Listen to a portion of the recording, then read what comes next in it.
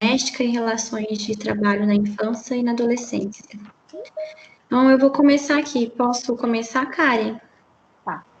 Deixa eu só falar com eles rapidinho. Pessoal, boa noite. Então, nós vamos começar o nosso grupo de estudo aqui. Vai ser um bate-papo jurídico sobre violência doméstica e relações de trabalho na infância e adolescência, com as advogadas Hanna Toledo e Tatiana Dorgatti, tá?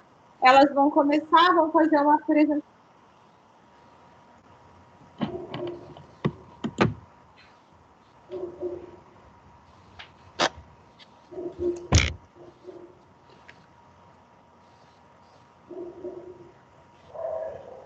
Tá saindo seu áudio, Karen.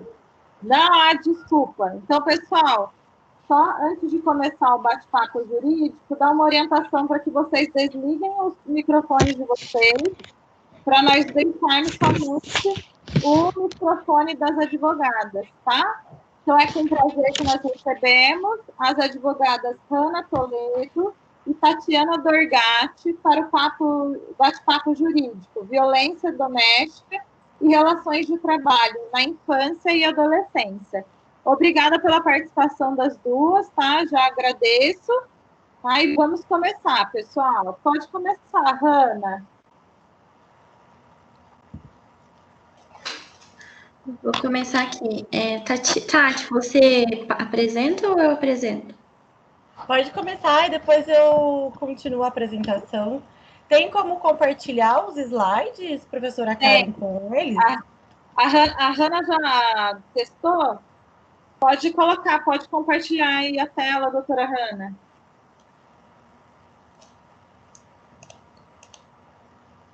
Tá aparecendo aí? Sim. Tá ótimo. Tá bom. Então, vamos começar. Novamente, prazer, Hanna Toledo, eu sou advogada. Eu atuo na área de direito médico e hospitalar.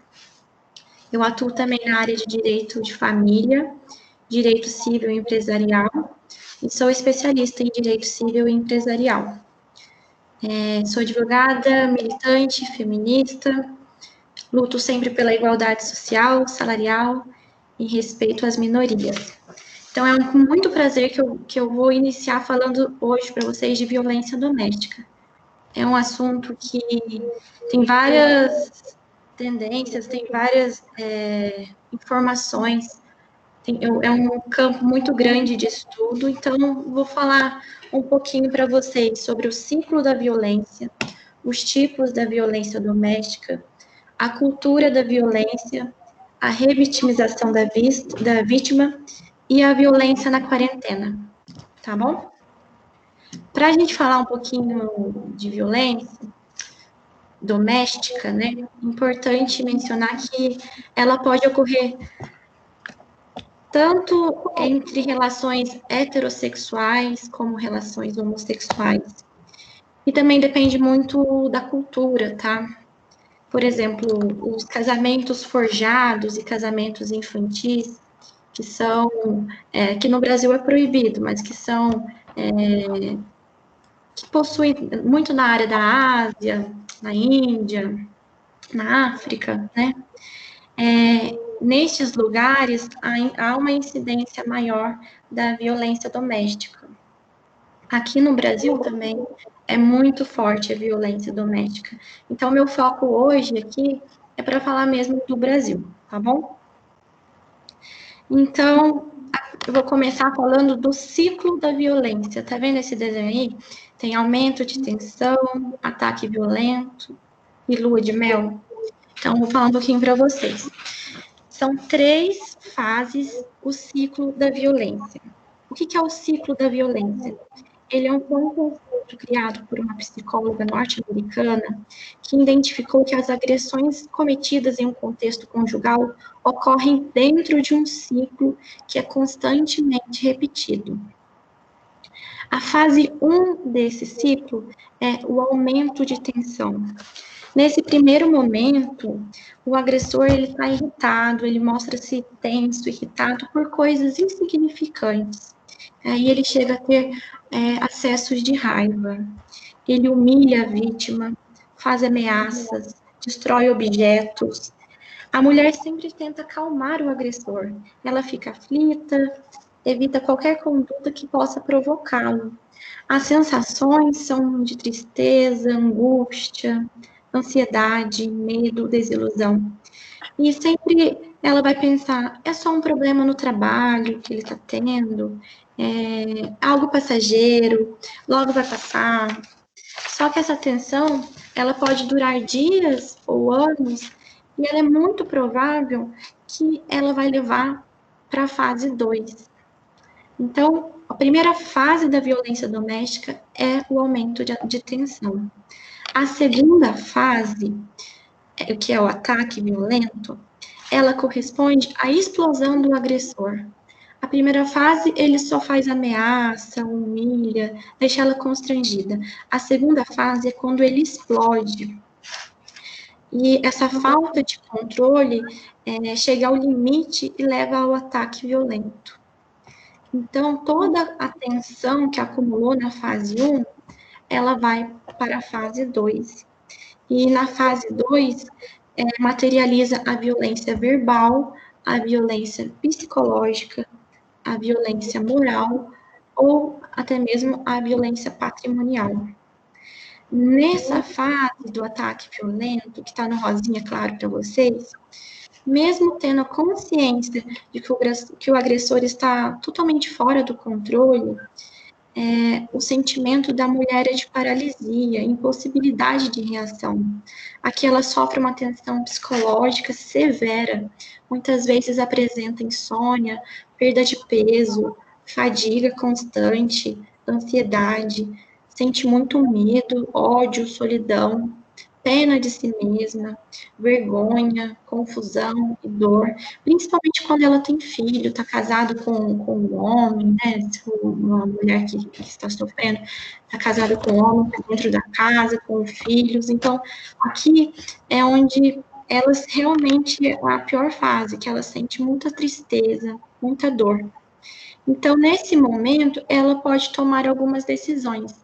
As mais comuns são buscar ajuda, denunciar, esconder-se na casa de parentes e amigos, pedir a separação, né, o divórcio, e até mesmo suicidar-se. E nessa fase também tem um distanciamento do agressor. A terceira fase é a fase lua de mel. Essa fase se caracteriza pelo arrependimento do agressor. Ele se torna amável para conseguir a reconciliação. Então, a mulher se sente confusa e pressionada, achando que ele mudou, que agora está tudo bem, que foi só uma fase. Então, ela abre mão de seus direitos e recursos, enquanto ele diz que vai mudar. Então, é um período relativamente calmo, em que a mulher se sente feliz por constatar os esforços e as mudanças de atitude do agressor, lembrando os bons momentos que viveram juntos, né? E como também há aquela demonstração do remorso por parte dele, ela se sente responsável por ele, o que estreita ainda mais a relação de dependência entre a vítima e o agressor. Então, é um misto de sentimento que é culpa, confusão, ilusão. E, por fim, nessa fase da lua de mel, muito provavelmente, a tensão volta e com ela as agressões da fase 1, da fase 2. Por que eu estou falando desse ciclo para a gente começar a bater esse papo? Porque esse ciclo, quando a pessoa está num relacionamento abusivo, nós que estamos de fora, a gente fica pensando, nossa, fulano de tal apanhou, fulano de tal sofreu uma agressão verbal, e ela continua com ele, como que ela consegue estar com ele? Provavelmente ela está dentro desse ciclo. E como esse ciclo, toda vez ele vai mudando, né? Enquanto ela está no ataque violento, ela sofre o ataque violento, provavelmente vem a lua de mel. Então é o momento que ele se arrepende, que ele diz que ama, que vai mudar. E isso não tem fim. Então, esse ciclo, ele só é encerrado se a mulher que se encontra nesse relacionamento abusivo, se ela se calar. Se ela não se calar, ele é encerrado. A cultura patriarcal e machista da nossa sociedade, ela dificulta a percepção da mulher de que ela está vivenciando o ciclo da violência, de que ela está vivenciando um relacionamento abusivo. Então, a vítima precisa sair desse ciclo, porque com os intervalos entre uma fase e outra, eles vão ficando cada vez menores, e as agressões, né, elas passam a acontecer sem obedecer essa ordem de fases. Então, o ciclo da violência, ele pode até terminar com o feminicídio, né? O feminicídio é o caso do assassinato da vítima. Então, para começar, eu falei para vocês como que é esse ciclo da violência. Agora eu gostaria de compartilhar, olha, quem quiser anotar, quem quiser saber os nomes aí, eu coloquei as 3 fases. Agora eu vou falar rapidamente também sobre os tipos de violência doméstica, tá? Então, o primeiro que eu coloquei aqui é a violência física. O que é a violência física? É qualquer conduta que ofenda a integridade ou a saúde corporal da mulher. Vou dar alguns exemplos para vocês. Espancamento, atirar objetos, sacudir, apertar os braços, estrangulamento, sufocamento, ferimentos causados por queimaduras ou armas de fogo, tortura. Então, o que é a violência física? É o de fato que vai ofender o corpo ou a saúde da mulher. Então, é o mais grave, né? Que essa violência física pode muitas vezes acabar com a morte da. Eu falo mulher, mas não é só mulher, tá? Tô falando num contexto geral. Mas como tô falando mais do feminicídio, leva até a morte da mulher. A segunda, né, violência que eu trouxe para falar com vocês é a psicológica.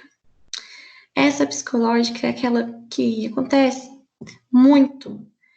Não vai sair com aquela menina, não vai usar essa roupa tá muito curta, né? Qualquer conduta que cause dano emocional e diminuição da autoestima da mulher. Prejudica e perturba também o pleno desenvolvimento, ou visa degradar ou controlar suas ações, comportamentos, crenças e decisões. Então, são ameaças, constrangimentos, humilhações, manipulações, isolamento. Olha, você não vai sair de casa, você não vai na igreja, chantagem, vigilância. A mulher vai sair, diz que vai, vou dar um exemplo, vai tomar um café com uma amiga, pega o carro e começa a seguir a mulher. Isso é uma violência. Muitas vezes a mulher acha que não é nada, mas isso é uma violência psicológica. A terceira é a violência sexual. A violência sexual é qualquer conduta que constrange a presenciar, a manter ou participação de relação sexual não desejada, mediante intimidação, ameaça, coação ou uso da força. Neste caso, é quando o homem, por exemplo, obriga a mulher a fazer atos sexuais que causem desconforto para ela, ou repulsa, ou quando ele também tenta impedir o uso de métodos contraceptivos, ou força também a mulher a abortar. Isso é uma violência sexual. Também quando ele tenta forçar patrimônio, gravidez ou prostituição por meio de coação, chantagem, suborno, manipulação. Neste caso também, eu acho muito importante lembrar que existe estupro conjugal, tá? Do ponto de vista jurídico, sim, existe. A gente sempre fala isso, que você não quer ter uma relação sexual com seu marido, com seu companheiro, com seu namorado, e ele força isso, é um estupro. Então, também uma violência sexual muito grave. A próxima, né, a quarta, é a violência patrimonial. O que é a violência patrimonial? É qualquer conduta que configure retenção, subtração, destruição, parcial ou total de seus objetos, instrumentos de trabalho, documentos pessoais, bens, valores e direitos ou recursos econômicos, incluindo os destinados a satisfazer suas necessidades. Vou dar alguns exemplos também. Aquele homem que tenta controlar o dinheiro da mulher, isso é uma violência patrimonial. Não vai comprar aquela roupa, não vai comprar aquele sapato. Tô falando um exemplo mais simples, mas é um tipo de violência patrimonial, sim. É também quando o homem deixa de pagar pensão alimentícia, isso é uma violência patrimonial.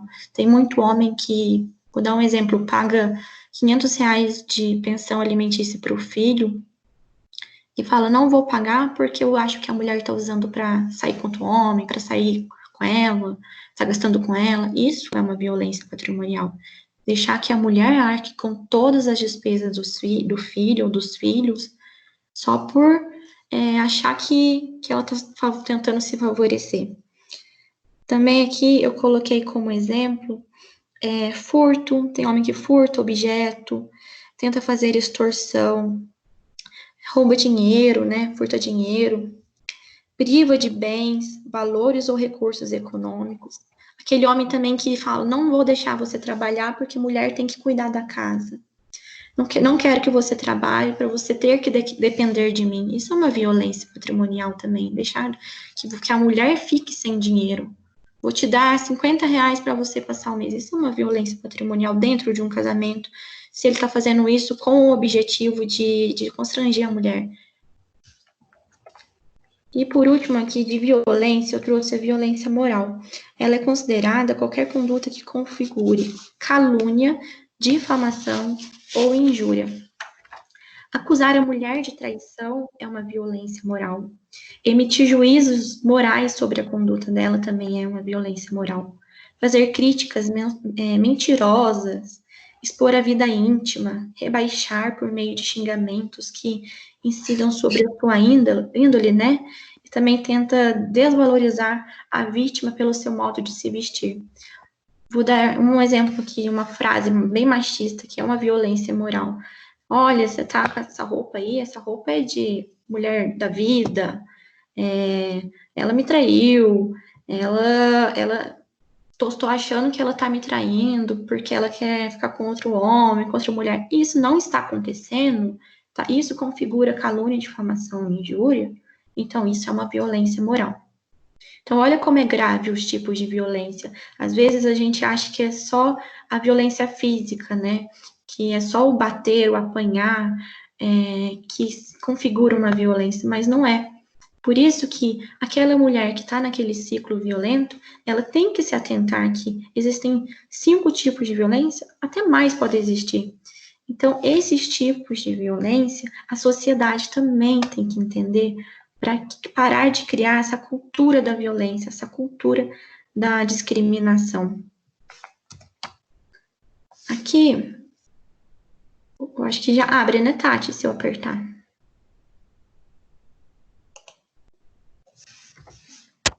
Vou ver se eu consigo. Doutora Hanna, eu acho que você precisa do vídeo baixado. Ah, entrou. Entrou? Uhum.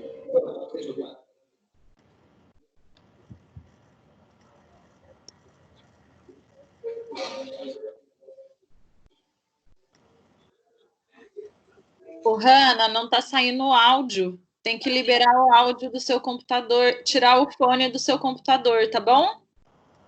Deixa eu ver aqui, então. Peraí só um minutinho. Tirar o fone do ouvido, se você tiver. Eu tô sem o fone. Peraí. Aí foi. Uhum. Aí foi. Foi? Eu vou abrir aqui. Vocês estão vendo minha tela? Sim. O meu não tá lá. Eu vou abrir aqui no YouTube para vocês, tá bom? Se não estiver saindo o som, depois eu falo. Posso abrir? Estão ouvindo? Sim.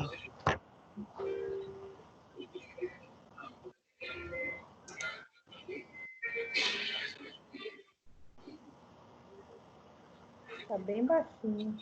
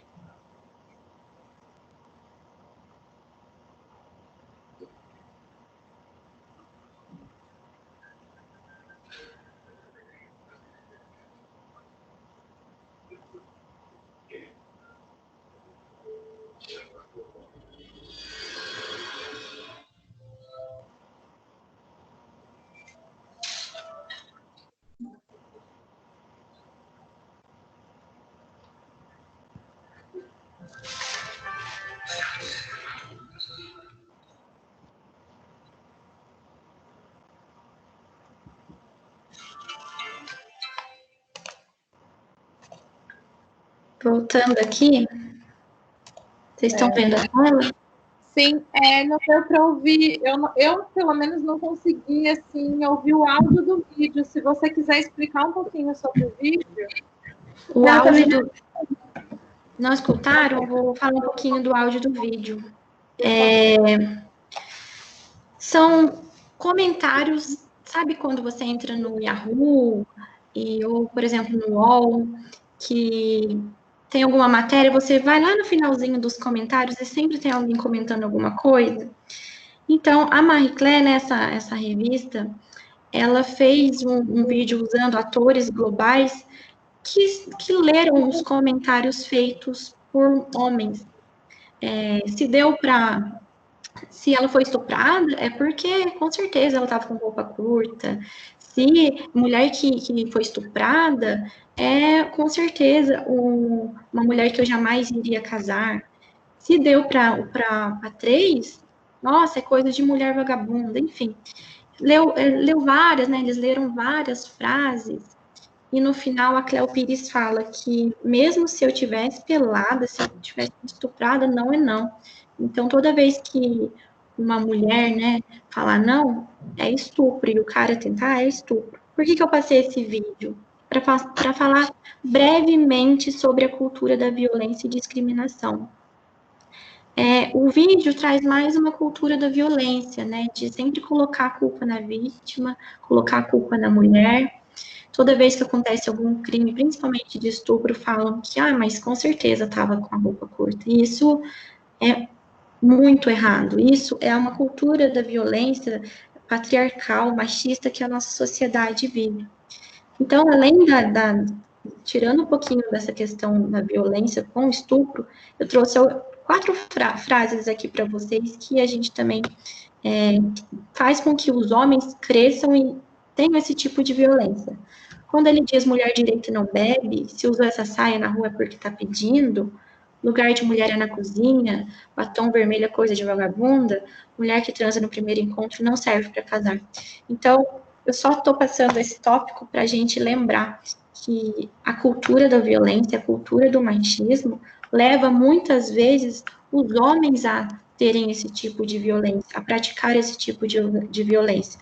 Aqueles 5 tipos de violência é muito comum quando a sociedade também faz esse tipo de crítica. Muitas vezes não é nem só o homem que está fazendo essa crítica, é uma própria mulher que tem esse tipo de pensamento. E isso é muito ruim. Vou falar agora para vocês sobre a Lei Maria da Penha. A Lei da Maria da Penha é uma lei muito importante para essa violência doméstica, tá? A Maria da Penha, ela lutou muito para que o seu agressor, né, fosse condenado. O marido dela tentou matá-la em 2 vezes, né, duas ocasiões. Na primeira vez, ele atirou simulando um assalto. Já na segunda vez, ele tentou eletrocutá-la enquanto ela estava tomando banho. Por conta dessas agressões, ela ficou paraplégica. E depois de 19 anos, só depois de 19 anos, ele foi preso. Ele ficou só 2 anos preso, infelizmente. E de tanto ela lutar, foi sancionada essa lei, né, em 7 de agosto de 2006. Aí ela fala, tem vários artigos distribuídos, títulos, é muito importante, tá? Saber que tem uma proteção à mulher, à vítima da violência doméstica, por meio dessa lei. Agora eu vou falar do ponto da revitimização, é o penúltimo ponto, já está acabando. O que é a revitimização, gente? A vítima, né, está escrito aí para vocês, acontece quando a vítima de um crime, ela tem que sofrer uma violência psíquica toda vez que ela tem que contar o que aconteceu. A vítima, especialmente em delitos sexuais ou violentos, todas as vezes que ela for inquirida, que ela tiver que falar sobre os fatos, ela é, de alguma forma, submetida a um novo trauma, um novo sofrimento, ao ter que relatar um episódio tão triste e difícil para a sua vida, né? Para as pessoas estranhas. que significa essa revitimização? Consiste nesse sofrimento continuado ou repetido da vítima ao ter que relembrar esses fatos. Então, o que a sociedade tem que evitar? Aqui, quando eu falo sociedade, eu falo também como operadora do direito, tá? Eu também vou falar para vocês como profissionais da saúde. Como operadora do direito, tá? Além de revitimização decorrente do excesso de depoimentos, quando a mulher, por exemplo, sofre apanha do marido, do namorado, ela chega na delegacia para fazer um depoimento, né, para buscar um apoio da justiça, aquele excesso de depoimento, ficar toda hora repetindo os fatos, isso faz com que a mulher sofra novamente. Então, atitudes e comportamentos devem ser evitados, tais como paternalizar, infantilizar, culpabilizar, culpar ela. Ah, mas você também deu motivo, né? Ah, mas você fez por merecer. Ah, certeza que não foi isso que aconteceu. Tem certeza? Distanciar também em excesso é algo muito ruim. Não respeitar o tempo da mulher e transmitir falsas expectativas. A prevenção da revitimização, ela requer o atendimento humanizado e integral, no qual a fala da mulher é valorizada e respeitada. Então, vou dar um exemplo que aconteceu com uma cliente minha, tá? Ela sofreu do marido um ataque, né, um ataque violento. Então, ela sofreu uma violência física e ela vinha sofrendo uma violência psicológica. Quando ela disse chega, ela foi até a delegacia da mulher, tem uma delegacia especializada, e foi fazer o relato. Era plantão por volta das 2 da manhã, provavelmente era um delegado substituto, não sei. Ele simplesmente ignorou a situação e deu a entender a ela que ela tinha feito por merecer. E essa violência que ela sofreu foi em frente ao filho. Então, isso é muito ruim, essa revitimização. Revitimização, desculpa. Por quê? Porque ela está sofrendo, ela já está muito chateada, muito mal, e isso vai inibir ela de procurar ajuda. Então, para a vítima procurar ajuda, ela tem que se sentir acolhida, ela tem que se sentir compreendida, é olhar para aquele ser humano e falar: eu te entendo, eu te compreendo, eu te ajudo e eu te acolho. Eu falei aqui um pouquinho da revitimização pelo profissional da saúde, tá? Uma das coisas que pode acontecer quando acontece essa revitimização é quando ela chega no hospital, a vítima, ela busca por um atendimento. Às vezes não tem privacidade e ela acaba tendo que expor a dor dela e o sofrimento diante de terceiros. Isso é muito ruim para quem acabou de sofrer uma violência, tá? Aí eu coloquei aí alguns pontos para que não ocorra a revitimização. É importante desconsiderar o sentimento da vítima. Falar frases como: isso não foi nada, vai passar, não precisa chorar. Excesso de zelo também, hostilidade, culpar a vítima, demonstrar surpresa, choro ou horror, sinais de censura ou desaprovação. Então, falando num contexto geral, a mulher está sofrendo um ciclo da violência, passando por aqueles tipos de violência. Pode ser que ela tenha os 5 tipos, pode ser que ela esteja passando por 1 ou 2. E ainda, quando ela vai buscar a ajuda de um profissional, esse profissional meio que tenta culpá-la. Isso é muito ruim. Isso vai fazer com que a mulher deixe de buscar ajuda. Falei que também trouxe para vocês, por fim, a violência doméstica na quarentena, tá? Como eu coloquei aí um relato importante, a cada 2 minutos, 5 mulheres são espancadas no Brasil. Em 80% dos casos, a agressão é pelo próprio parceiro. Estes dados alarmantes podem aumentar e devem causar mais preocupação ainda durante este período em que estamos vivendo de quarentena, porque a vítima está morando com um agressor.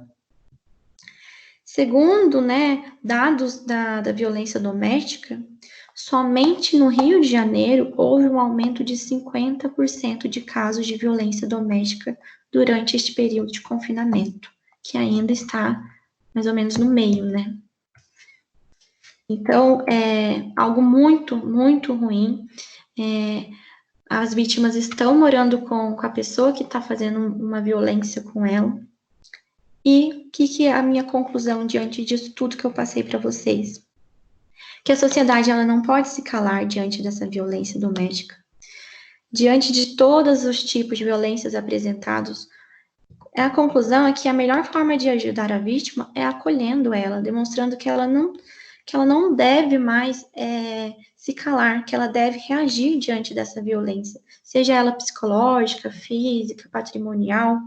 O que a gente espera do profissional do direito? Este acolhimento. Entender que se trata de um ser humano. Eu e a doutora Tatiana, nós atuamos em direito de família, então a gente vê muita coisa nesse sentido. E o que também se espera do profissional da saúde? Ele tem que estar preparado para fazer este acolhimento à vítima, evitando a revitimização.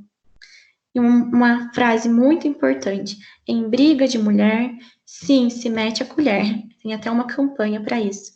Então, se vocês notarem algum comportamento agressivo de vizinhos durante essa quarentena, tem que ligar para os 180 e fazer a denúncia. Então, diante de tudo que eu apresentei para vocês, é importante contextualizar os tipos de violência, saber o que está acontecendo, o que é violência doméstica. E se você tem um amigo, um vizinho que está passando por esse tipo de situação, de acolher mesmo, de tirar ele daquele ciclo, de compreender também. Às vezes você fala, mas ela está com ele porque ela quer. Tenta olhar do outro lado, às vezes ela está tão presa na situação que acaba não sabendo como sair. Então, eu acredito que a gente tem que mudar essa realidade machista, patriarcal, e a gente não pode se calar, tá bom? Gente, por hoje agora é só. Agora eu vou passar a palavra para a doutora Tatiana, aí está o meu e-mail de contato, tá? E a doutora Tatiana vai fazer a apresentação. Vou interromper aqui, tá, Tati? Obrigada, doutora Hanna. Tati, você vai compartilhar a tela, né?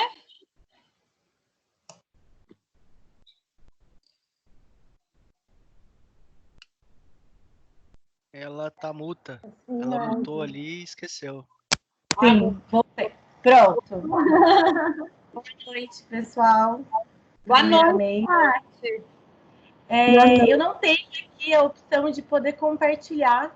Eu não tenho esse suporte aqui para fazer isso. Eu acredito que eu vou ter que pedir para a doutora Hanna compartilhar para mim, se for possível.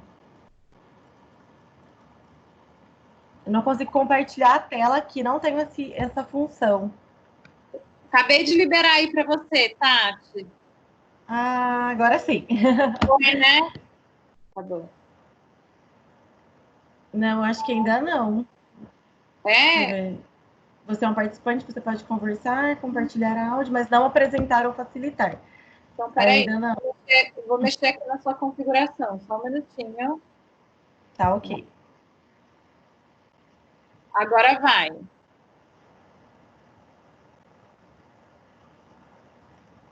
Passa o mouse aí em frente da sua foto aí, da imagem. E aí vai aparecer a opção de compartilhar. Apareceu? Não. Ainda não. Às vezes demora um pouquinho. Tá, vamos esperar. Dá um minutinho. Ou se não, doutora Hanna, se puder ir compartilhando. Eu posso apresentar para você, Tati. Tá bom? Porque eu compartilhei o outro material. E aí dá porque ela tá me dando essa opção. Tá, eu vou compartilhar aqui. Que eu... Tá.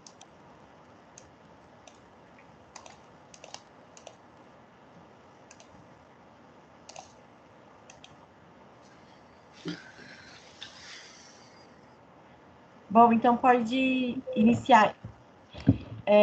Bom, primeiramente eu quero pedir desculpas aí pelo atraso, pelos problemas tecnológicos que a gente tem agora ultimamente nesses tempos, né? Eu acho que é muita gente utilizando esse instrumento de comunicação. Então, enfim, peço desculpas. Então, dizer novamente boa noite a todas e a todos que estão aqui presentes, né? Estamos em 22 pessoas, contando comigo 23. Então, quero cumprimentar a professora Karen pelo convite, pela oportunidade de participar desse papo jurídico. E também quero cumprimentar a minha colega a doutora Hanna, que nós trabalhamos juntos aqui em Pouso Alegre, que eu sou aqui de Pouso Alegre, do sul de Minas.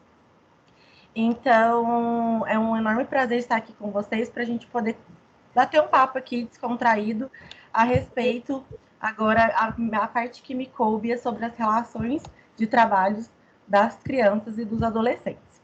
Então, aí, de início, que vocês, que está compartilhando aí com vocês, é o porquê que eu compartilho desse interesse em falar sobre a violação de direitos das crianças e dos adolescentes, que é esse trabalho, né? O trabalho na infância e na adolescência. Eu compartilho desse interesse porque eu já pesquiso sobre isso. Eu, além de advogada, igual a doutora Hanna disse, que eu sou especialista em direito de família, eu trabalho diretamente com essas relações que envolvem o direito familiar, que acaba envolvendo muita criança e muito adolescente. Eu sou mestra em direito, eu concluí meu mestrado em 2019, o ano passado, que eu defendi a minha dissertação. Então, na minha dissertação, eu pesquisei e defendi a respeito da avaliação de cenários da desigualdade de gênero do direito ao acesso ao trabalho frente à quarta revolução industrial. Então, assim como a doutora Hanna, eu também sou uma advogada, pesquisadora militante na área feminista, né? Eu milito pelas causas das mulheres e não tão diferente pela causa das crianças e dos adolescentes.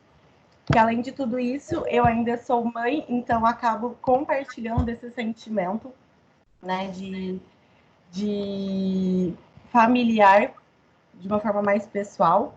Então, hoje eu pesquiso diretamente sobre as mulheres, sobre o mercado de trabalho e o trabalho infanto-juvenil. Doutora Hanna, pode passar, por favor.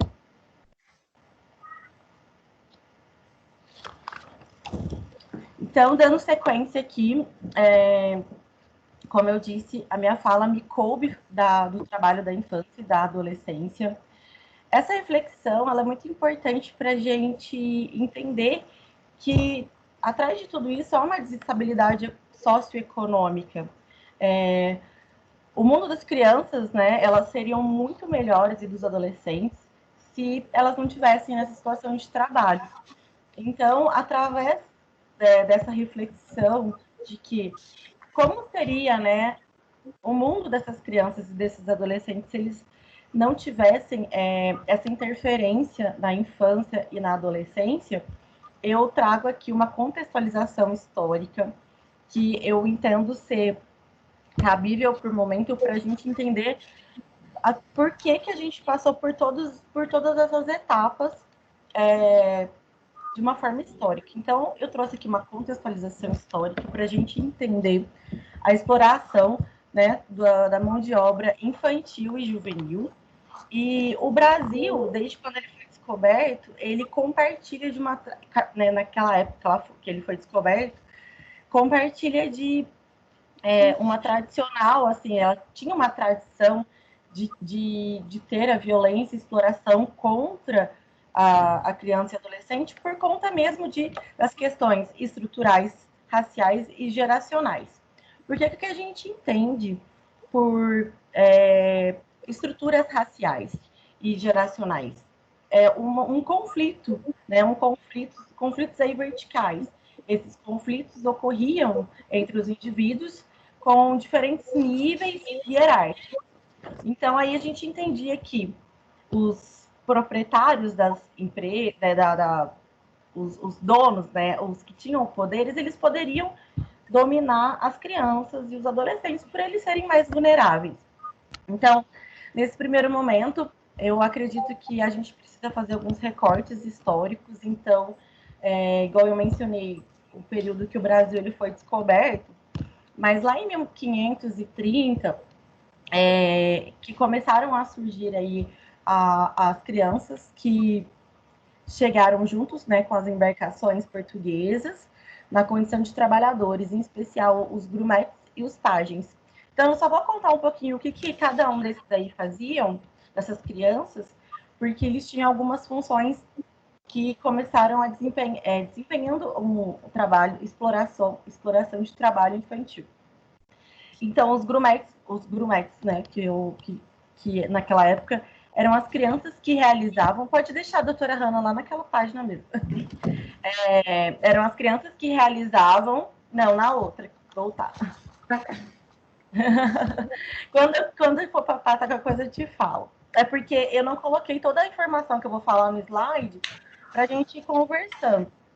Então, os grumetes, eles eram as crianças que realizavam as tarefas perigosas e penosas. Então, eles eram crianças que eram submetidas a castigos muito perigosos e até como abusos sexuais. Então, se eles não cumpriam, exercessem, né, seus trabalhos de forma, naquela época, de forma efetiva, de forma correta, eles recebiam castigos e às vezes até nem alimentação. Então, eram assim, totalmente em situações muito perigosas e situações péssimas de trabalho, além, né, de serem crianças, e eram tratados como objetos mesmo. E esses pajens que eu mencionei aqui, eles eram aquelas crianças que faziam serviços de menor potencial ofensivo, no sentido assim, potencial de ofender a sua integridade física. Eram serviços menos árduos, como servir e arrumar uma mesa, ou até organizar uma cama. Então, naquela época, a mão de obra infantil ela já era muito legitimada pela sociedade. Era normal crianças e adolescentes trabalharem, né? Até os próprios pais submetiam essas crianças a esses trabalhos como meio de garantir que elas sobrevivessem, ou como meio até de que elas aliviassem de sofrerem dentro daquele meio familiar, por não ter condições de sobrevivência mesmo, de alimentação. Então, eles submetiam essas crianças a esses trabalhos. Passando para o outro slide, e passando por uma outra fase histórica aqui que eu trouxe, e eu vou tentar passar bem rápido, porque essa fase é só para uma contextualização mesmo. Foi aqui em 1549. Essa foi é só para a gente legitimar como o Brasil ele era legitimado a favor, né, do caso do trabalho infantil, que era a questão dos padres jesuítas. Eles inseriam, né, a criança numa ideologia de caráter eminentemente cristão, né, e aí a criança que trabalhava ela era considerada uma pessoa boa, uma pessoa honesta, uma pessoa obediente. Então essa pessoa ela se salvaria e se conduziria ao céu. Então isso era uma forma de conduzir a criança ao trabalho, mas de uma forma menos assim, que a gente pode chamar de visível, né? Então, assim, as crianças elas estavam lá rezando, mas realmente elas estavam lá trabalhando também. E em 1582, então, começaram a surgir aí umas questões de caráter assistencial. Então, aqui a gente via que... Pode passar, doutora Hanna, por favor. Aqui já surgiam algumas ações de caráter assistencial. Aqui surgiu a Santa Casa da Misericórdia, onde existia aí uma instituição que explorava a mão de obra das crianças, tanto de forma remunerada como forma de troca de casa e comida. Essa também foi uma outra forma que foi legitimado novamente o trabalho realizado por crianças, E aqui a criança ela era tratada como coisa mesmo. A criança, então, ela era passou-se a coisificar a criança. E aí essa Santa Casa ela foi extinta depois só em 1950. Então, ela ficou por muito tempo ao longo da nossa história. Passando para o outro slide, agora que eu faço um recorte aqui da situação da Europa na época, porque a gente entende, conhece a história das revoluções industriais, e na Revolução Industrial a gente a questão não é nem a gente, na verdade, assim, significou a implantação aí das crianças, né, no trabalho com as máquinas mesmo, né? As mulheres e as crianças, elas estavam nessas situações de subhumanas, elas eram uma mão de obra barata para os operários, para os proprietários, elas eram classificadas como operárias mesmo, tinham jornadas de trabalho exaustivas. Então, aí fica, é uma outra contextualização do trabalho infantil na história, né? Passando.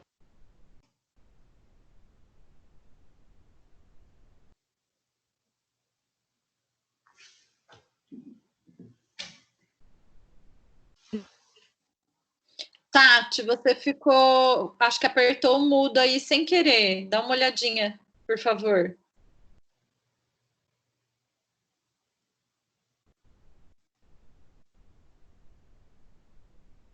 Tati.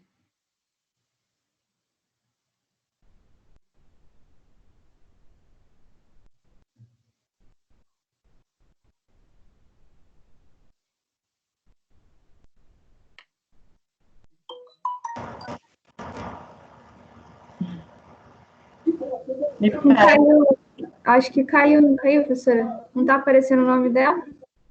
Eu já estou aqui de volta. Ai, tá. Tá bom, Tati. Então, tá. Aqui é uma contextualização, então, que eu já disse, aí já pode passar para o próximo slide, que aí demonstra aí uma figura das crianças trabalhando, né, no meio das fábricas, no meio das máquinas aí a vapor. E ainda nesse século, há um número significativo, né, de crianças que trabalham nas fábricas, e isso acabam deixando muitas sequelas por muitos motivos. Então, o discurso nesse momento da história era de que era possível utilizar a mão de obra infantil, ela era justificada por vários motivos, que eram baixos salários, modo como os proprietários ajudavam as famílias das crianças, e a ausência da reivindicação de direitos. Então, as crianças, elas não reivindicavam. Então, para os donos das fábricas, elas eram ótimas mãos de obras para terem ali executando aquele trabalho. Aí, no início do século XX, começa a se manter também que o trabalho, ele é a cura. Ele é a cura, pode passar, isso, exatamente. Ele é a cura até para corrigir aquelas pessoas que tinham problemas de saúde mentais, né, que a gente entende hoje, e é mais respeitado, mas naquela época eles eram tratados como anormais, degenerados, não tinham o cuidado e respeito que têm hoje. Então, qual que era o remédio para essas pessoas? Era o trabalho curava. Então, o trabalho era justificativo de tudo. Passando para o próximo slide, aqui, só para contextualizar que começaram a regulamentar algumas legislações a respeito das crianças. Então, surgiu aí, em 1927, o Código de Menores da República, onde era regulamentada a situação dos trabalhadores infantos juvenis, né? Não era usado esse termo, mas só para ficar mais fácil aqui para a gente conversar. E o problema nessa época é que as crianças eram preferidas que elas trabalhassem do que elas estudassem, porque estudar seria o grande problema nacional naquela época. Então, era melhor todo mundo estar trabalhando. Aí, passando aqui agora para a gente entender mais dessa parte jurídica, dessa parte de regulamentação, da normatização mesmo como que o nosso ordenamento jurídico brasileiro ele começou a se formar até o tempo que a gente está hoje. Em 1934, então, teve aí a Constituição, na época, né, que previa aí a proteção da exploração do trabalho. Então, já começou a definir que era proibido o trabalho aos menores de 14 anos. Então, já começaram a determinar algumas proteções às crianças, de trabalho noturno a menores de 16 e em indústrias insalubres a menores de 18. Passando para a próxima Constituição que foi adotada pelo Brasil, que foi a Constituição de 1946. Aqui, a gente teve um pequeno retrocesso, porque começou a ter uma flexibilização dos dispositivos em relação à idade mínima da criança para o trabalho. Porque os juízes, eles poderiam, através das suas decisões, autorizar a realização ou não. Então, de acordo com a conveniência do juiz, ele estabelecia e decidia alguma questão que poderia ser contrária ao que a lei estabelecia. Então, não havia aí nenhuma importância das consequências que isso poderia trazer, dessas decisões. E a partir daí, em 1960, começaram a surgir, até eu acho que algumas pessoas podem até lembrar de alguma dessas fundações, que foram, assim, existiram há algum tempo, que era a FUNABEM e a FEBEM, eram fundações de estados do bem-estar social. A FUNABEM é a Fundação Nacional do Bem-Estar do Menor, e a FEBEM é a Fundação Educacional do Bem-Estar do Menor em vários estados. Aí começou a voltar uma proteção, mas não tão da forma que era adequado. Então, houve um retrocesso. Aí, na Constituição Federal de 1967, houve a modificação da idade mínima, que voltou para ser a 12 anos. E também legitimou aí a desigualdade social, a miséria, a evasão escolar. Então, na contextualização histórica, houve um retrocesso. E aí eu peço licença para fazer um segundo recorte aqui histórico, que é muito importante a gente tratar agora da Organização Internacional do Trabalho, que surgiu, que foi criada em 1919. Doutora isso.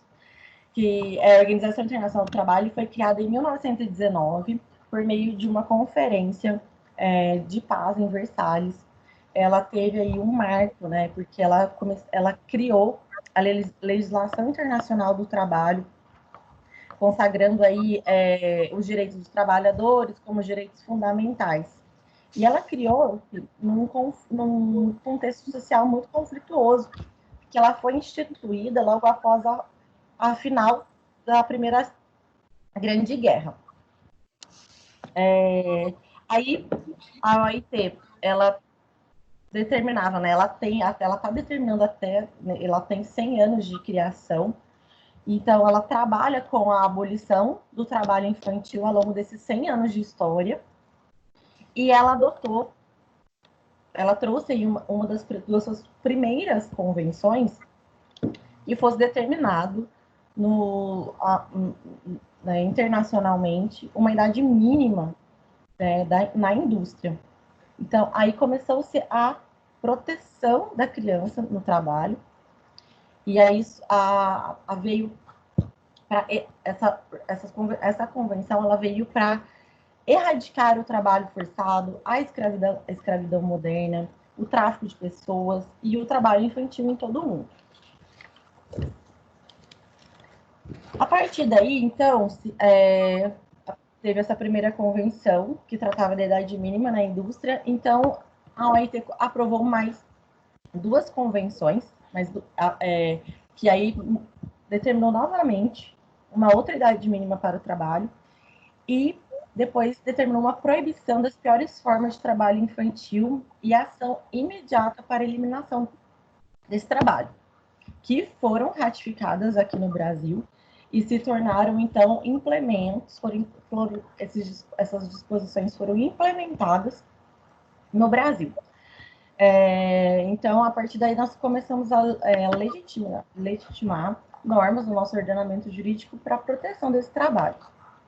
Então, seguindo a nossa linha do tempo, eu trato agora da Constituição Federal de 1988, a nossa atual Constituição, que foi promulgada em 5 de outubro de 1988, e ela legitima novos direitos de crianças e adolescentes, trazendo entre seus princípios, uma democracia mais participativa e uma formulação de políticas públicas para garantia de direitos humanos. E um dispositivo importante que essa Constituição Federal traz, que trata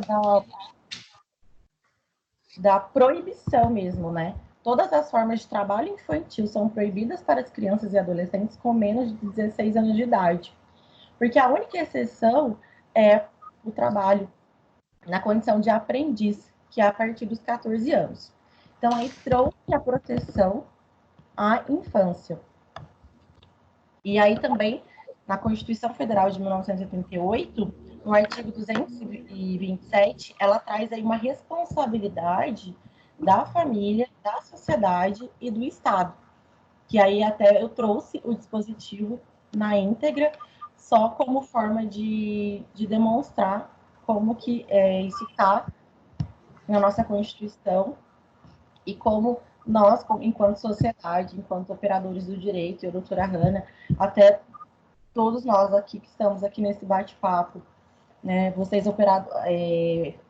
profissionais da saúde, né, o próprio Estado, nós temos que assegurar a criança e adolescente, né, que ela tenha esse direito à vida, à infância, enfim, para que não tenha essa exploração do seu trabalho, violência, tudo de negativo que um trabalho infantil traz na vida de uma criança.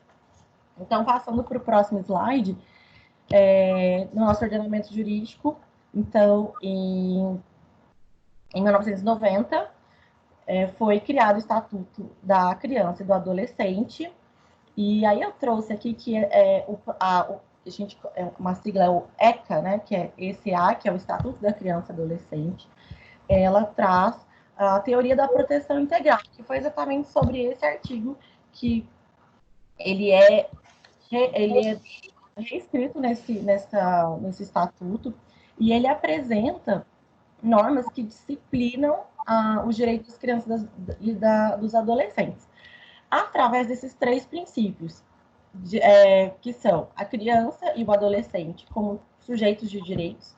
Então, eles passam a ser titulares de direitos, eles são destinatários de absoluta prioridade, e eles entender que eles estão ainda em condição peculiar de pessoas em desenvolvimento. E também uma outra questão que não está aí no slide, mas que eu trouxe aqui para a gente falar, que determina até que idade é criança e até que idade é adolescente. Então, criança é pessoa inferior a 12 anos e adolescente é entre 12 e 18 anos. Então, essa lei ela é um marco na proteção da infância e da adolescência. Passando para o próximo slide, tratando exatamente agora das relações de trabalho da infância, eu fiz essa linha do tempo histórica, espero que não tenha sido maçante, mas é só para a gente entender o quanto a nossa história ela tem algumas questões, alguns marcos que fazem se entender como nós estamos hoje e por que nós chegamos até aqui. Então, o trabalho infanto-juvenil.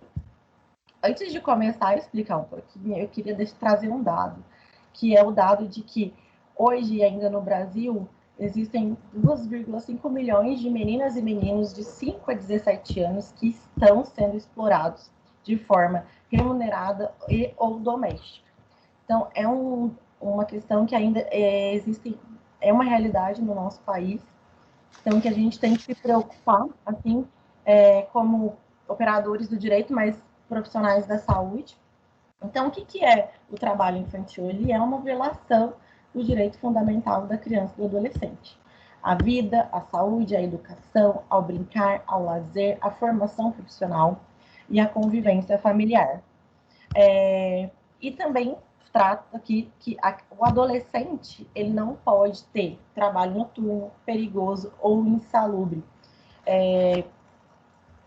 Nem a criança, óbvio, mas assim, é a partir dos 18 anos, quando começa a vida adulta, que isso pode ser exercido pela pessoa.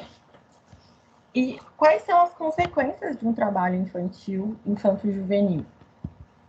Eu trouxe aqui no slide que existem algumas consequências, eu vou dar alguns exemplos a respeito dessas consequências, mas que o trabalho infantil e do adolescente, ele é uma das formas de exploração mais prejudiciais ao desenvolvimento pleno do ser humano. Trazem aí marcas irreversíveis e que perduram por toda a vida da pessoa. Então, eu trouxe aqui algumas dessas consequências, mas acredito até que essa parte, a dominação do entendimento dessas questões sejam melhores por parte dos senhores, mas aqui, físicos. Problemas, assim, além de problemas que são de acidente do trabalho, problemas respiratórios, a gente vê muitas crianças que trabalham em lavoura, agricultura, então, assim, agrotóxicos, né? A OMS mesmo diz que as crianças e os adolescentes, por não terem hábitos de trabalho, eles se acidentam 6 vezes mais que qualquer outra pessoa. Então, além disso, temos os aspectos psicológicos, que são os abusos físicos, sexuais, emocionais.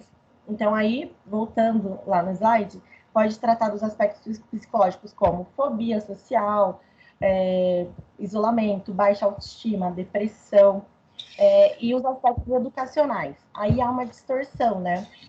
A criança, ela perde o tempo de série, idade e série. Ela não pode acompanhar a sua vida escolar. Então, ela tem um baixo rendimento escolar. Ela abandona a escola. Então, acaba que ela não consegue concluir a educação básica. Então, isso acaba...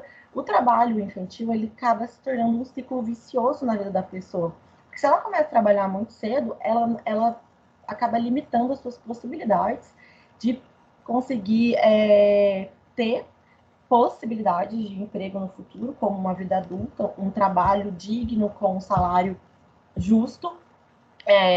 Então, acaba perpetuando aí a pobreza e a exclusão dessa pessoa da sociedade, enquanto uma sociedade socioeconômica que seja igual para todos. Então, a partir daí, eu trouxe aqui alguns exemplos de piores formas de trabalho infantil, que está no próximo slide. Aqui eu trouxe até duas que estão em negrito, porque eu quero falar especificadamente um pouquinho dessas, só para a gente concluir aqui o meu bate-papo, que está quase chegando no fim. Mas alguns exemplos desses tipos de formas foram determinadas pela Organização Internacional do Trabalho. E então temos a exploração sexual de crianças e adolescentes, trabalho infantil na agricultura, como eu mencionei, o trabalho infantil doméstico, como eu vou mencionar mais um pouquinho, trabalho infantil na produção e tráfico de drogas, que é uma questão muito séria e muito importante, que dá para a gente discutir em um outro bate-papo, trabalho infantil informal urbano e trabalho infantil no lixo e com lixo.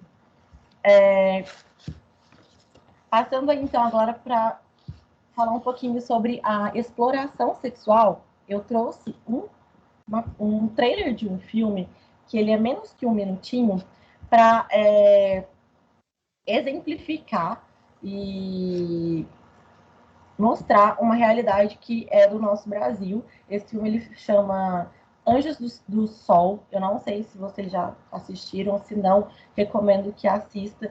É um filme que mostra a dura realidade do trabalho infantil lá na floresta amazônica. Na verdade, é uma questão... Esse filme ele conta a história de uma menina com menos de 12 anos que foi vendida pela família com a família com o intuito de proteger essa criança, de que ela tenha oportunidade de trabalho. A família vende essa criança por um aliciador, que vai vender por um prostíbulo, então ela acaba sofrendo, crescendo ali naquele meio, então é uma dura realidade. Então eu queria mostrar um pouquinho desse filme. Você, professora Karen, consegue colocar? Eu compartilho aqui para você, só um minutinho, tá? Ok, obrigada.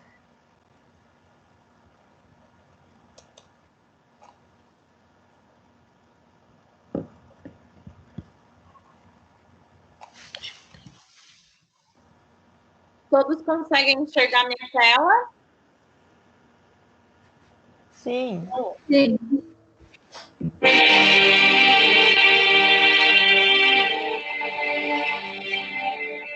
Não parece, mas já tem 12 anos. Negócio feito. Rapaz, das triste.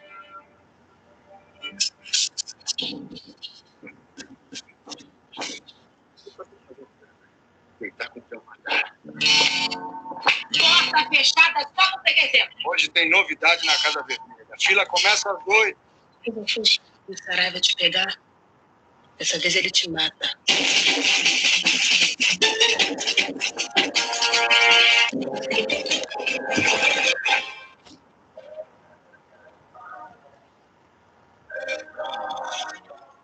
É o encanto para todas as coisas. Ela vai seguir.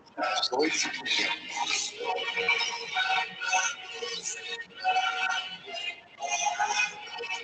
Eu sou um protetor delas. A gente tirou uma foto de você. Bem provocante. Foi na internet.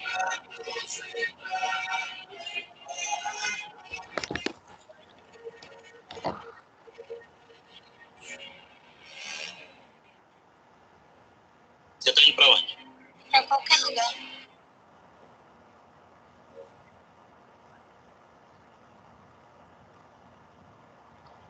Bom, é só o trailer mesmo do filme.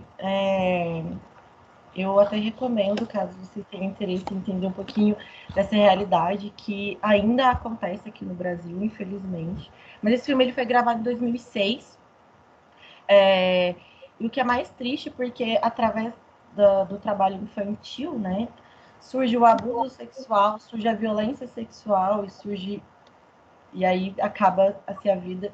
Então é muito triste. Então é uma questão que a gente pode refletir bastante, que a gente tem que elucidar. E voltando agora, então, eu queria só falar um pouquinho do trabalho infantil doméstico. Doutora Hanna, consegue compartilhar para o pessoal ver? Isso, muito obrigada. Então, esse é um outro tipo de trabalho infantil e é um trabalho que é muito naturalizado aqui na nossa realidade. Além de ser uma exploração, né, do trabalho de crianças e adolescentes, que é a mais naturalizada, como eu disse, é um trabalho que ele é não remunerado, realizado mais por meninas, por mulheres. E aí tem aqui um relatório desse tempo de cuidar que foi realizado por uma organização humanitária internacional, que é a Oxfam, que é igual está escrito, é uma organização internacional que luta pela desigualdade no mundo. Então, eles fazem pesquisas, relatórios e acabam divulgando como isso está no mundo todo. E isso foi divulgado no Fórum Econômico Mundial em Davos, na Suíça, esse ano.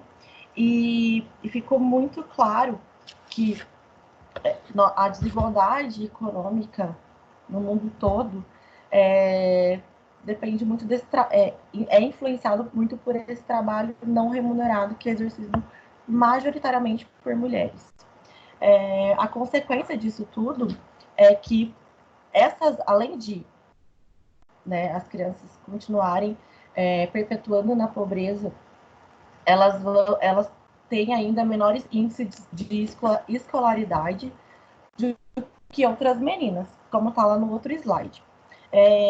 Aqui no Brasil, foi feita uma pesquisa pela Plan International, que é uma instituição, uma organização internacional que tem em mais de 80 países.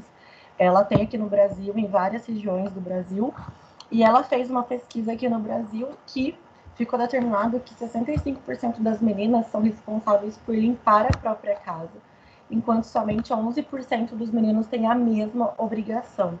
O que isso acaba nos trazendo de conclusão de que as mulheres elas estão mais vulneráveis à pobreza, além de estarem mais vulneráveis à educação. Mesmo a gente tendo mais meninas na educação, nós não temos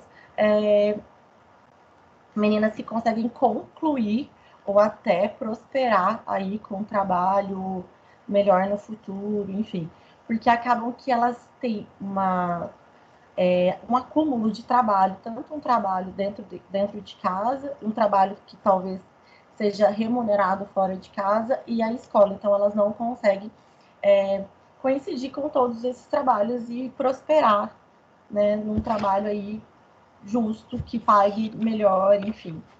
Então, já indo um pouquinho para o final, eu trouxe essa figura, mas assim, também para a gente conversar, diferenciar que também é importante trazer que a criança e adolescente, eles podem ter tarefas em casa, né, e ajudar nos afazeres domésticos, mas não que isso atrapalhe o desenvolvimento enquanto criança, enquanto adolescente, e até um desenvolvimento intelectual dentro da escola, dentro do seu desenvolvimento mesmo enquanto pessoa. E aí, que partindo para o meu último assunto que eu gostaria de falar com vocês, que eu acho que eu já falei até um pouquinho demais, mas o que esses direitos das crianças dentro desse novo tempo que a gente está vivendo, da pandemia do coronavírus, que pode passar, doutora Hanna, por gentileza, que agora é uma situação que a gente está vivendo de vulnerabilidade social e econômica, porque os direitos das crianças e dos adolescentes, eles podem ser violados nesses tempos de isolamento. Tanto igual a doutora Hanna disse da questão da violência doméstica familiar, não só na criança, a violência conjugal, né, tanto de casais homoafetivos ou heterossexuais, enfim, de violência como todo, né, isso também pode acontecer com as crianças e com os adolescentes. E essa situação de trabalho infantil, que elas podem fazer com que elas não consigam se proteger e estarem seguras dentro de casa. E o que é mais interessante, que também, se elas estivessem dentro de casa, pode ser que elas sejam exploradas como o próprio trabalho infantil dentro de casa, trabalho doméstico, mas até como alguma violação aí, uma exploração sexual, que não é bem uma exploração sexual, é um abuso sexual, que tem essa diferenciação, que acaba sendo por parte de pessoas da mesma família. Então, aí também fica um recado, né, igual a doutora Hanna disse, que em briga de marido e mulher se mete a colher, então em briga de família a gente também tem que acabar denunciando se a gente ficar sabendo de algum vizinho, alguma questão.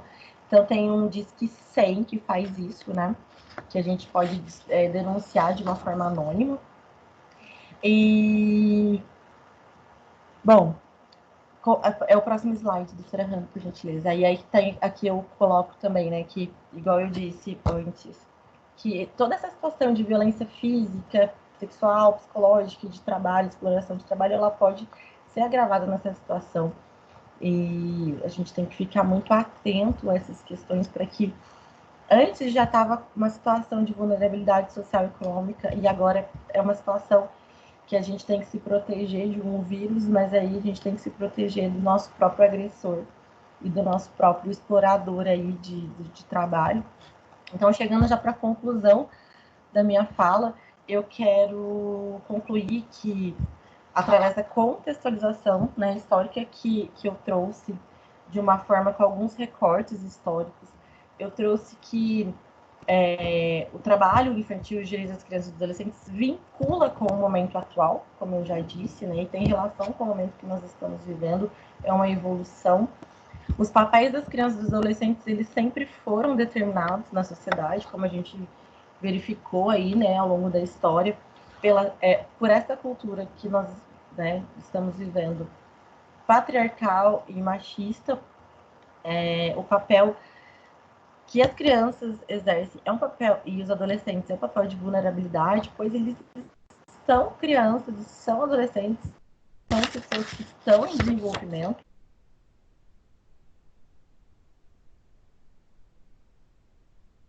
E a busca do que se entende aí pela garantia dessas crianças titulares de seus direitos e de permuta, que elas trabalhem, que elas aprendam, trabalhem no sentido de crescer pessoalmente, né, de ajudar ali dentro de casa, mas não que isso seja cobrado como uma jornada de trabalho. E o que é direito dessas crianças é a educação e a participação delas como cidadãs na nossa sociedade. E isso é um direito, então não é um privilégio. Então, com isso, eu encerro a minha fala. Estou à disposição para caso queiram debater sobre alguma questão, algum assunto. Também deixo aí meu e-mail e agradeço novamente a oportunidade de estar aqui com vocês. Muito obrigada. Pessoal, Hanna, pode tirar o compartilhamento de tela, por favor. Pessoal,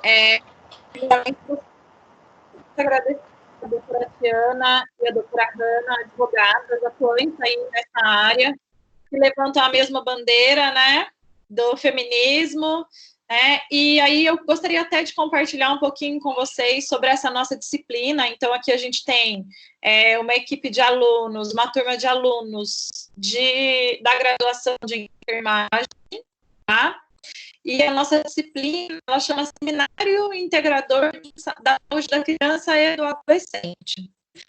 Essa disciplina, Hanna, nós abordamos o planejamento de ações educativas para a comunidade, tá?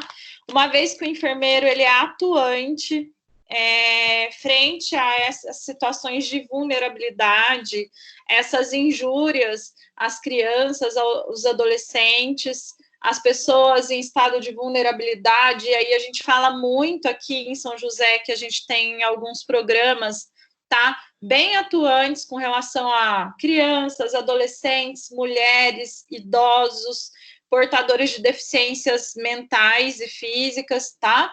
E a gente sabe que eles são estas são as maiores vítimas da violência hoje em dia, né? E o enfermeiro, gente, ele vai muito além do ambiente hospitalar, ele vai muito além do ambiente ambulatorial. Nós fazemos a busca ativa dessas injúrias, desses sinais aí, né, situações de violência, através da saúde pública, né? Então, o enfermeiro, ele faz essa busca ativa, ele não espera aquela demanda passiva lá na sua UBS, na sua estratégia de saúde da família, ele faz a busca ativa através das visitas domiciliares, em parceria com os técnicos de enfermagens, os ACS, né, que são os agentes comunitários de saúde, e muitas vezes, eu falo assim, na minha vida profissional aí, de quase 14 anos de profissão, eu me deparei N vezes com isso, tá? Eu fui enfermeira de unidade de terapia intensiva pediátrica, eu trabalhei em ambiente hospitalar na saúde do adulto, em terapia intensiva, e também supervisionei estágios na saúde coletiva, né? Então, a gente se depara com isso em todos esses ambientes. Eu vivi e sofri muito com situações de crianças violentadas, tá? Violências domésticas. Eu recebi N crianças com sinais de injúrias físicas e emocionais, tá? E são situações que a gente tem que ter muita cautela. Eu gostei muito da fala das duas aí, contextualizando mesmo a história da violência, a história do trabalho infantil, que muitas vezes nós vamos nos deparar durante, né, a nossa vivência profissional, tá? Eu acredito que essa disciplina é uma disciplina muito importante na formação desses meus alunos, tá? Eles vão mesmo atuar frente a isso. E o quanto eu gostaria muito dessa participação de vocês, né? Gostei muito, por isso que eu até, né, pedi, porque isso nos dá um respaldo, né, jurídico para a atuação, e também acredito que isso responsabiliza esses futuros enfermeiros que para se responsabilizarem mesmo e entender que na atuação deles eles têm que ser profissionais bem éticos, bem sérios, e que eles não vão trabalhar de maneira nenhuma sem respaldo jurídico, tá? Muitas vezes a gente vai identificar abandono de incapazes, violência, sinais, assim, clássicos, é aquela criança que quando a gente vai tocar, ela resiste, tá? São pais e mães que muitas vezes acompanham essas crianças e a gente percebe uma relação inadequada, tá? Então, assim, eu tive bebês que chegaram na UTI pediátrica que tinham sido estuprados, eu tive bebê com perfuração intestinal, né? Nós fizemos um trabalho aqui na faculdade com alunos da graduação em saúde coletiva no Fundas, tá? E a gente identificou várias crianças que tinha pai em reclusão e que ficavam com tios, avós e que eram abusados, ou que eram abusados pelos próprios pais, por primos, por parentes, e que a gente teve que muitas vezes acionar Ministério Público, acionar Conselho Tutelar, e que em algumas visitas domiciliares a gente percebeu, assim, situações horríveis e que a gente tinha que voltar para a UBS e de imediato denunciar, né? E aí o meu recado para os meus alunos é que eles não se calem, né? E o enfermeiro, ele tem essa autonomia para a tomada de decisão, e essa tomada de decisão, ela tem que ser rápida. Além disso, ele deve desenvolver esse feeling mesmo, para identificar esses sinais de injúrias, né, aos vulneráveis. Então, eu acredito que essa participação de vocês foi muito, muito pertinente na formação desses graduandos, tá? Sem palavras para agradecê-las, eu sei que vocês têm a vida corrida de vocês, ainda mais nesse momento de pandemia, devem estar sendo super acionadas, né? Mas, assim, sem palavras para agradecer. Gratidão, gratidão, gratidão pela participação de vocês, tá? Gostaria de abrir para os alunos, tá? Se eles tiverem alguma dúvida, se eles quiserem, de repente, compartilhar alguma situação. Muitos, Tati e Hanna, já vivenciam, tá? Na área, já são técnicos de enfermagem, agentes comunitários de saúde, que buscam aí uma outra oportunidade, né, nessa nova profissionalização na graduação, tá? Alguém quer colocar alguma coisa? Eles ficam tímidos quando tem convidado, sabe, gente? Vamos lá, gente, um de cada vez, por favor. Tá, eles ficam tímidos, né? Aqui, alguém quer colocar?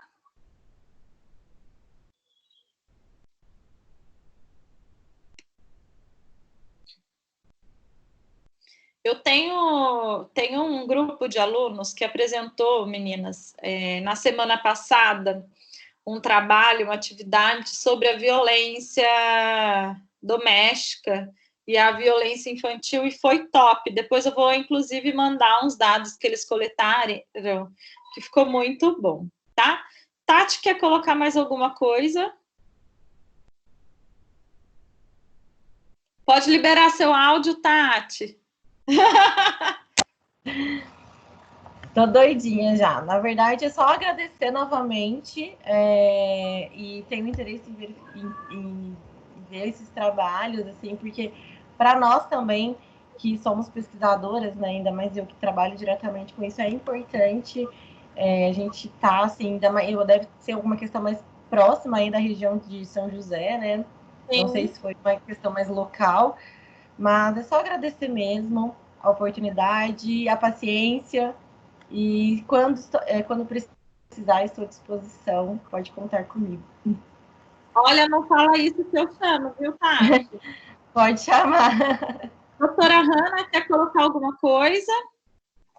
Sim, também quero agradecer. Embora eu esteja atualmente aqui no sul de Minas, eu advogo para um escritório em São José dos Campos, um escritório renomado ali no Jardim do Aquários. E lá, como eu falei no comecinho para vocês, eu atuo também em área de direito médico e hospitalar. Então, assim, já chegaram também situações para mim que tem um pouquinho relação à violência doméstica, à violência também, quando eu digo doméstica nesse sentido, não só com a mulher, né, uma briga de marido e mulher, mas alguma agressão física, estupro também. E nesse momento, eu sempre me socorro a um profissional da saúde. A parte jurídica, eu falo, a parte jurídica é fácil para a gente, mas tem hora que a gente tem que deixar um pouquinho a parte jurídica e ser um pouquinho mais humano, né? E eu acho muito legal, acho que a profissão de vocês é uma profissão espetacular. Eu tenho muito orgulho de falar também que eu tenho uma irmã enfermeira. E muito obrigada pelo convite. Vocês estão de parabéns, que vocês tenham muito sucesso e eu também me coloco à disposição. Quem quiser conversar com a gente sobre esse tipo de assunto, pedir orientação jurídica, falar, olha, tem uma pessoa que está sofrendo violência doméstica, tem uma pessoa que está sofrendo está trabalhando, né, uma criança trabalhando, um adolescente trabalhando, está sofrendo um abuso dessa forma. Se vocês quiserem conversar com a gente está à disposição. Nós temos o e-mail lá que nós deixamos na nossa apresentação, mas se precisarem, a doutora, né, a professora Karen passa para vocês também. Muito obrigada pelo convite, tenham todos uma boa noite e passo a palavra aí para a professora. Doutora Hanna, até queria colocar uma situação. Dentro desse seminário integrador em saúde da criança, eu falei um pouquinho para eles sobre a violência institucional.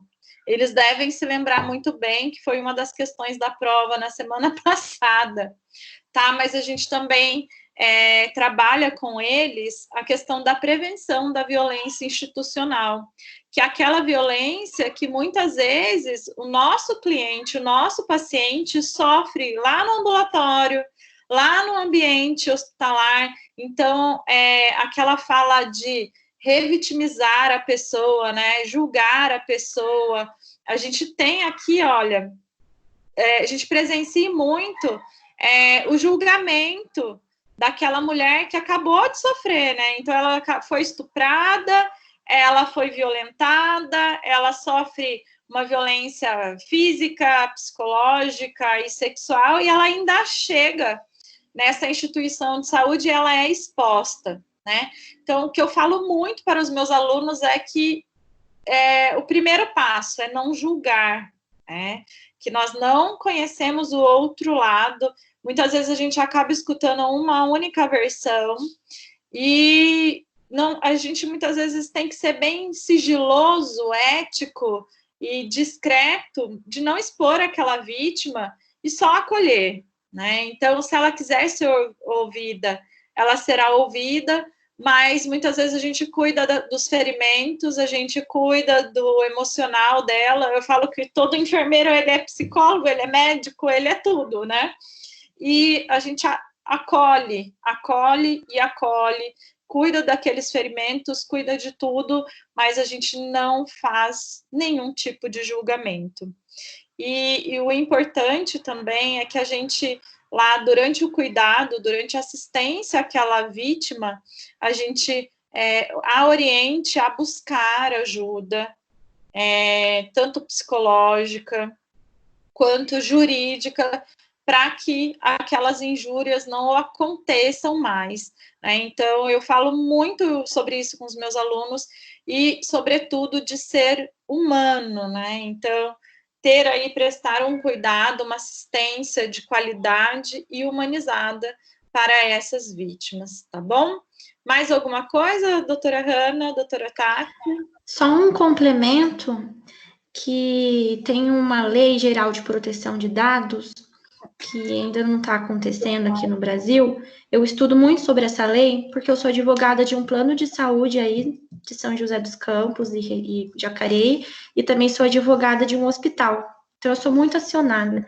Muito importante essa questão que a professora Karen falou do sigilo, que a partir, agora eu não sei exatamente a data, por conta do coronavírus, foi afastado, né? Foi adiado. Quando entrar a Lei Geral de Proteção de Dados, os enfermeiros, eles vão ter que tomar muito cuidado com os prontuários, tá? Muito cuidado com todas as informações dos pacientes, muito cuidado, porque o paciente, ele tem os dados deles, os sigilosos, que são nome, CPF, são dados sigilosos, dados pessoais. Também tem os dados referentes à saúde dele, o que aconteceu, isso são dados muito importantes. Mais para frente, se a professora Karen quiser, a gente pode bater um papo sobre isso. E o que acontece em relação a essa lei? O paciente, ele vai ter que concordar, toda vez que um enfermeiro X pegar um formulário, um prontuário e passar para outro enfermeiro em troca de plantão, ele vai ter que pedir autorização para o paciente. Então, os dados do paciente terão que ser muito sigilos. Então, neste caso de violência doméstica, que ainda tem uma exposição ainda maior da pessoa, do paciente, aí que vocês vão ter que tomar mais cuidado ainda, cuidado redobrado. Então, essa questão de ter ética na profissão vai ser um momento crucial para vocês. Aqueles que não agirem em conformidade com essa Lei Geral de Proteção de Dados pode sofrer até mesmo uma ação e uma multa que ia ser paga para o paciente, uma multa a ser paga para o Estado. Então, é muito importante reforçar essa questão da ética na profissão. Nestes casos de violência doméstica com criança, adolescente, mulher, reforçar também que não pode passar nenhuma informação para ninguém e manter sempre a ética, tá? É só um conselho que eu estou dando para vocês, que eu lembrei dessa lei, que agora você não é penalizado se você passar, pode até ser pela sua profissão, vocês devem ter no código de ética alguma questão nesse sentido. Vocês não são penalizados se passar uma informação, for antiético dentro do hospital, passar um dado do paciente, mas acredito que lá para o ano que vem, sim, poderá ser responsabilizado. Doutora Hanna, eu, além das minhas outras formações, uma delas é a auditoria dos serviços de saúde. Eu trabalhei, né, prestei serviço para grandes convênios e dentro da coordenação da auditoria de ambiente hospitalar, tá? E a gente tomava muito cuidado com os prontuários do paciente, tá? Então, a gente sabe que os prontuários, eles devem ser transferidos de um setor para o outro em envelopes pardos, né, com o máximo cuidado, até, assim, as folhas, elas não podem ser soltas, mas a minha preocupação maior sempre foi nas passagens de plantão, tá? Eu, por exemplo, eu não gosto da passagem de plantão à beira-leito, tá? Porque, às vezes, o paciente está recebendo um familiar e aquele familiar não sabe da sua história de saúde, né? Boletins médicos, eles têm que ser autorizados pelo paciente ou pelo responsável do paciente, então não é todo mundo que chega lá para visitar aquela mulher que precisa saber que ela foi violentada pelo marido, né? Então, a gente tem que tomar um cuidado muito grande com relação a isso. Eu falo muito, né, sobre isso, e ser ético, né? Então, aquela passagem de plantão à beira-leito, que tem um visitante por perto, que tem o acompanhante do outro paciente, que muitas vezes é curioso e que muitas vezes vai quebrar ali aquele sigilo. Então, realmente, essa lei de proteção de dados, ela vem para respaldar tanto o profissional de saúde, quanto aqueles clientes que ingressam no nosso hospital, no nosso ambulatório, nas unidades básicas para serem atendidos. E dentro do nosso código profissional, a gente não deve fornecer informações desnecessárias para outros profissionais. Então, se aquele profissional não vai participar do cuidado, ele não precisa saber que, por exemplo, aquela mulher foi violentada. E, infelizmente, isso ainda é uma prática inadequada que acontece nas instituições, tá? Que muitas vezes a equipe inteira fica sabendo que aquela mulher foi violentada e nem sempre toda a equipe faz parte do cuidado. Então, a gente tem que tomar esse cuidado de que somente aqueles profissionais que cuidam da mulher precisam saber sobre a situação dela, né? Somente os envolvidos no cuidado da criança precisam saber da situação clínica, psicológica e mental dela. Então, a gente tem que manter esse sigilo, e a quebra de sigilo no Código de Ética de Enfermagem é crime. Inclusive, o enfermeiro pode ter seu corém cassado, tá? Então, muito cuidado, muito pertinente essa sua colocação. Obrigada, tá, doutora Hanna? Obrigada, doutora Tati. Obrigada, queridos alunos, por participarem. E boa noite, gente. Tchau, tchau. Obrigada, boa noite. Obrigada. Obrigada. Obrigada. Obrigada. Muito obrigado. Não vai ter revisão. Mas a professora não vai passar.